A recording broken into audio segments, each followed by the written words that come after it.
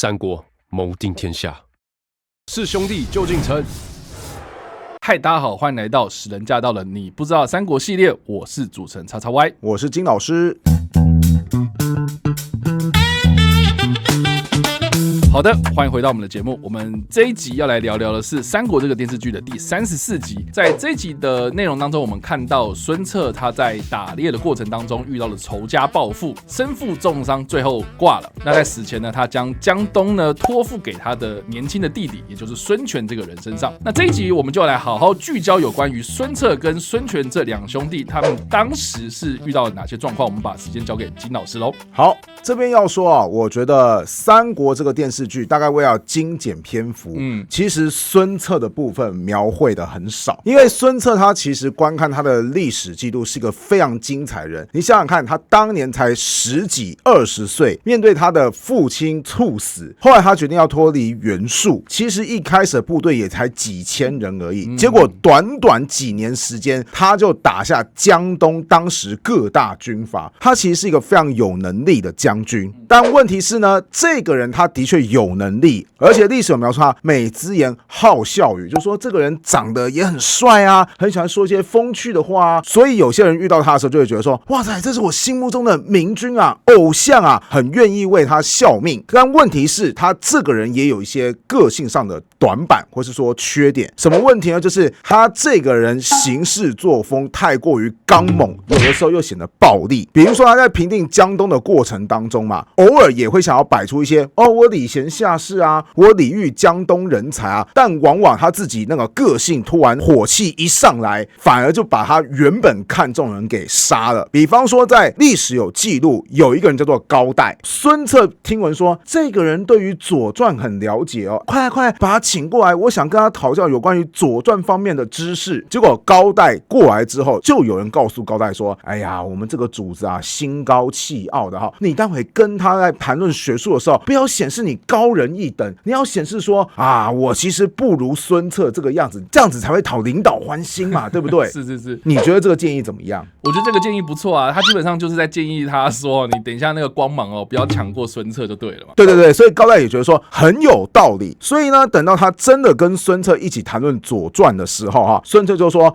我有这个问题啊，你知不知道啊？结果高岱就说，其实我不知道或者说孙策说，我有一些看法啊，你又觉得呢？然后高岱说，其实我对这个没有什么看法，我觉得将军你讲的真的很棒然后渐渐的，孙策就开始不耐烦，就想说，等一下，我问你一问三不知的，你老兄是不是在敷衍我？好啊，你这个家伙是借我讲不知道来凸显其实我很无知吗？来人给我逮捕高岱！然后结果高岱就这么被逮捕下狱了。事情就是来得这么突然。那高岱毕竟是有些名声的嘛，所以很多人就开始为了高岱求情，说，哎呀，那个孙将军啊，你不要这么冲动啊，对不对？人可能只是无意的并没有有意要得罪你啊。结果孙策有一次出去的时候，就看到说，为高岱求情的人很多，孙策就说，这样的家伙还这么得人心，天哪，我更厌恶他了。于是回去就把高岱给杀了。你就通过这个事件就知道说，孙策这个人脾气有时候一上来突然就变得很不可理喻，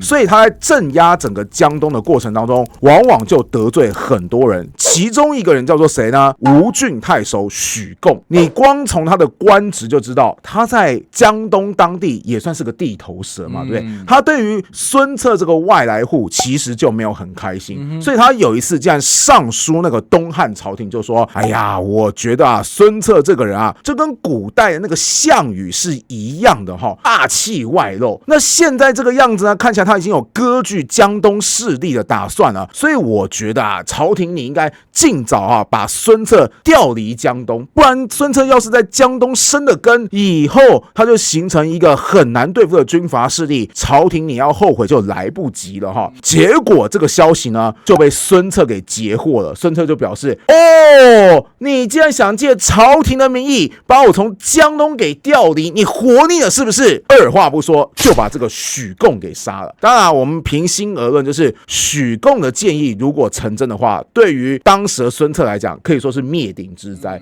因为他脱离了袁术嘛，他后来打下地盘就在江东，结果你还把别人调离江东，哇，那你叫孙策以后还要怎么混呢？对不对？可问题是，孙策这个诛杀许贡的行为，就为他后来的人生埋下了祸患。讲完孙策的个性，其实是有时候暴冲的哈，不只是在对待政治的这件事情上面，平常的生活作息他也很暴冲。孙策这个人平时喜欢打猎，《江表传》就有说到，他有的时候呢跟别人一起去打猎的时候哈，就只带少数人跟随。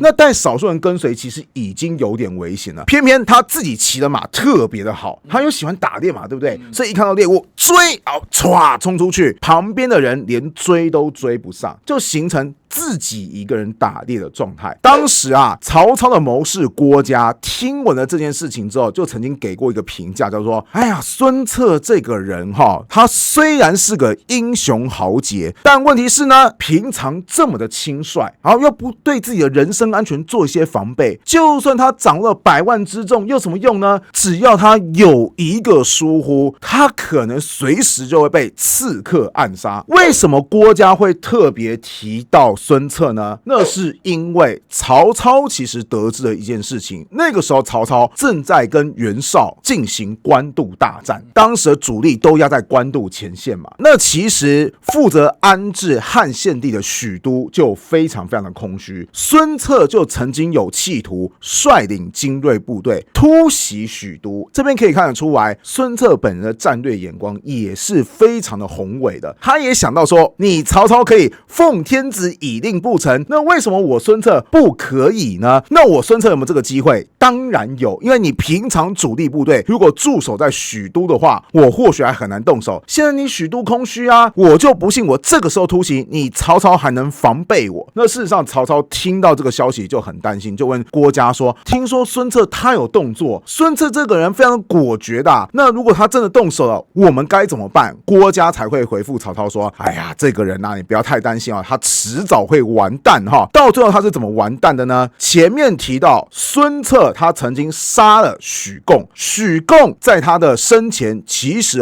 对待他的门客，就是有一些会投靠他的民间人士其实对待他们非常好，所以其实有3位许贡的门客就觉得说，你孙策杀死了我的主人，我就一定要复仇。那是怎么复仇的呢？就是他们3个就打扮成孙策军队的样子。那孙策又喜欢打猎嘛，对不对？有一次呢，孙策他又出去打猎，这3个人就开始埋伏在附近，准备暗杀孙策。那孙策打猎就看到，怎么附近出现3个人，就说你们3个哪来的？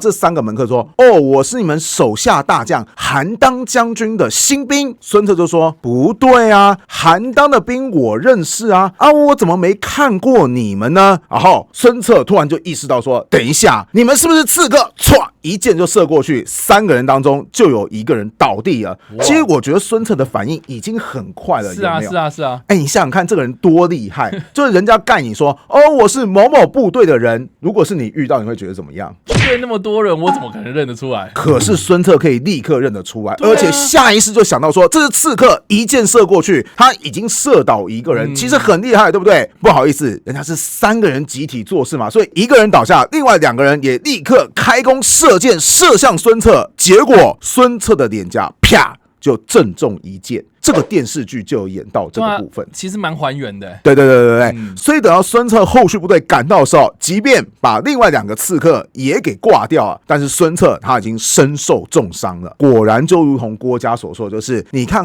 以孙策这种很轻率的个性，就算他有100万大军，他也挡不了那个暗杀的时刻。好啦，竟然发生了这个刺杀事件，其实孙策这个人的个性真的是有点太过于火爆。据说他在疗养期间，他就看到说自己的脸因为被箭射到嘛，对不对？而且大概古代医术有限嘛，所以他的其实可能伤口有些溃烂的状况。那我们前面不是提到孙策他是个帅哥吗？是啊，帅哥大概自尊心就特别重，破相了。对，他就说天哪，我这样子的脸以后还要怎么见人啊？哇，那个整个一生气起来，突然伤口又崩裂了。本来你就伤势严重了，这一个火气再一上来，整个病况开始急剧的恶化。渐渐的，孙策也知道说啊，我看我是不行了哈。顺带提，那一年的孙策多大呢？26岁。那很年轻哎。对，所以只要我说一句话，年轻人终究还是年轻人啊，太冲动了。著名的电影角色讲的话还是非常有他的道理的。是。好，总之26岁的孙策此时已经要到人生的尽头了，那怎么办呢？就他只好交代后事了哈。当时他就想说，我的孩子年纪还小，对不对？那我就不能传给儿子，只能传给弟弟。那当时孙策有2个弟弟可以选择，一个是孙权，另外一个是年纪更小的孙毅。但好玩的一点是，孙权的个性在几兄弟当中比较稳重，孙毅的个性则跟孙策一模一样，就是更年轻版本的孙策的意思。那就更冲动的意思，也可以这么说。当时呢，孙策就在想说，我要把权力过继给谁的时候呢，他有一名手下叫做张昭。张昭就建议说啊，这样子好了，你政治权力给孙权，但是你的兵权就是军事权力给孙毅。为什么？因为孙毅像你啊，你看你那么年轻又那么冲，能力又那么强，就打下大片江山。你看哥哥孙权稳重当家，做主政治，弟弟孙毅像你一样，以后成长之后继续带兵打仗啊，这不是一个完美的安排吗？结果孙策当场拒绝，他就决定所有权力他都要交在孙权身上。当时他就把孙权给叫过来，那孙权其实也很恐慌，他这个时候才10几岁而已，他就想说天哪，这个天大的重任就要交在我手上，我可以吗？然后孙策就喊说，举江东之众，决基于两镇之间，与天下争衡，卿不如我。什么意思？如果要论军事打仗啊，双方作战的能力，你孙权的确是不如我哥哥孙策，但是举贤任能，各尽其心，以保江东，我不如卿。什么意思？团结大家，保全江东这个打下来的基业，而我其实是不如你这个弟弟的哦。所以其实孙策算是给孙权一个很高的肯定或是评价，也可以算是一个安慰，说弟弟不要紧张，哥哥相信你一定可以的，就算不可以你也必须可以，因为哥哥我快要挂了。其实有的时候孙策大概也觉得说，哎，这个时候选孙权有点无奈，毕竟人家才10几岁嘛，对不对？天下大事说变就变，哪有什么办法呢？对不对？所以孙策后来还把张昭找过来说，若众谋不任事者，君便自取。什么意思？我这个弟弟啊，如果他后来干不好的话，我们江东集团干脆交给你张昭做主好了，能够保全就保全，不能保全那就投降中央好了。意思就是说，如果孙策他真的完全信任孙权的话，他怎么可能讲出这种话？他应该也是觉得说，对啦，我觉得弟弟你很有潜力啦，可是你才10几岁，谁知道潜力一定可以转换成为能力呢？所以只好把当时他最看重的大臣张昭找过来说，他不行哈，就换你做主，不要到最后我孙家在孙权的带领之下，竟然走向完蛋的地步。这边又有个很好玩的事情出现了，电视剧其实是参考《三国演义》，《三国演义》当中有一句很有名的话，叫做内事不决问张昭，外事不决问周瑜。什么意思？就是说，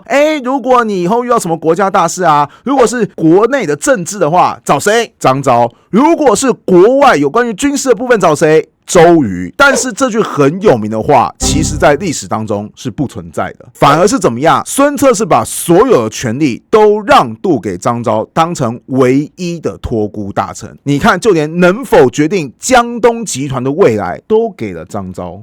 所以其实在这个当中，周瑜反而是没什么事情的。就我刚刚一直想问，周瑜在正史当中好像没有什么太多的地位吗？应该这么说吧，在那个非常动乱的时刻，就是突然权力要极度转换的时刻，其实张昭某方面比周瑜这个结拜兄弟反而更容易信任。为什么？这边我是以小人之心度君子之腹啊。Okay. 为什么会这么说？就是张昭有没有兵权？张昭没有兵权啊。周瑜有没有兵权？周瑜是有兵权的。对，我们是结拜兄弟没有错，但我怎么知道你周瑜掌握了更大的权力了之后，就凭借着你带兵的本事，居然开始侵吞我的孙家企业？这有没有可能发生？历史上，当然不是指三国时代，历史上就有发生啊。有一个人叫赵匡胤啊，赵匡胤跟后周的君主那关系也是很铁的啊。结果后周的君主死掉之后，赵匡胤怎么样？就跑去当皇帝了。是啊。所谓一句话叫做黄袍加身，士兵拥戴你的时候，你想拒绝都没得拒绝啊。当然我讲的这是宋代的状况，可是人性有的时候是相通的。你怎么知道周瑜的部队会不会哗变？到时候周瑜连按都按不住，所以这个时候把权力交接给张昭，反而有一定的保险。为什么？因为你看张昭他当时已经是老江湖了，辅佐孙权是绰绰有余的，但是张昭他没什么军事的经验啊，也就是军事这一块仍然掌握在孙家自己的手上。张昭他若是真的做出什么出格的行为，孙家有没有保底反击的可能性？有。可是如果今天是周瑜他突然心怀不轨呢，你孙家要有翻盘的可能性，那几乎等于零。当然啦，我还是要说一句话，我觉得我这个揣测真的是把什么腹黑学啊，或者是那个人性本恶啊给调到极致，所以才会说孙策在可能临死之前把所有恶劣的情况都已经想到了，各式各样的防范，给你孙权没有错，但是我怕你孙权乱来，所以我给了一个决策权给张昭，给你决策权，张昭没有错，但是军事权却又不给你张昭，避免你张昭真的直接反了。